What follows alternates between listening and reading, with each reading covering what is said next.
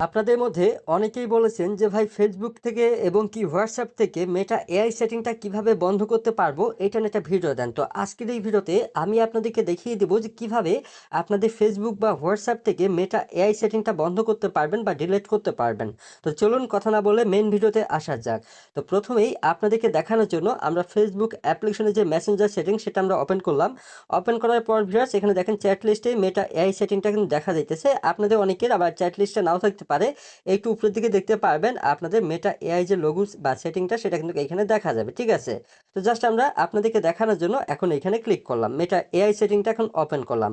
এখন আপনাদের মধ্যে অনেকেই জানেন না যে এই মেটা এআই সেটিং এর মূলত কাজটা কি। তো প্রথমেই আপনাদেরকে একটু বুঝাই যেটা কাজটা কি, তারপরে আপনাদেরকে দেখাবো যে কিভাবে আপনাদের ফেসবুক বা হোয়াটসঅ্যাপ থেকে মেটা এআই সেটিংটা আপনারা বন্ধ করতে পারবেন।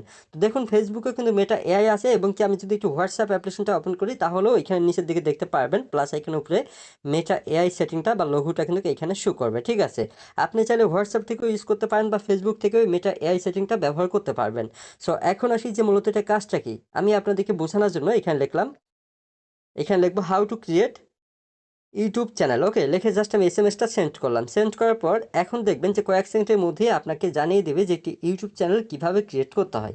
সো এক কথায় বলতে গেলে এটা জিমিনির মতো বা চ্যাট জিপিটির মতোই, আপনার যদি কোনো প্রশ্ন থাকে বা কোনো কিছু জানার থাকে আপনি এখানে লিখে প্রশ্ন করতে পারেন, এই মেটা এআই আপনার সকল প্রশ্নের অ্যান্সার দিয়ে দেবে। ঠিক আছে, তো আশা করি বুঝতে পারছেন যে মেটা এআই সেটিং এর মূলত কাজটা কি।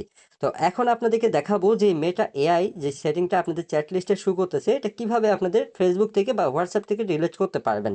তো ডিলিট করার জন্য জাস্ট এখানে কিছুক্ষণ ট্যাপ করে ধরে থাকবেন, তারপর একটু নিচের দিকে দেখতে পারবেন ডিলিট নামে একটি অপশন থাকবে, জাস্ট এইখানে ক্লিক করবেন, তারপর আবারও হচ্ছে আপনার ডিলিটে ক্লিক করবেন, তাহলে দেখবেন যে আপনাদের চ্যাট লিস্ট থেকে মেটা এআই সেটিংটা কিন্তু ডিলিট হয়ে যাবে।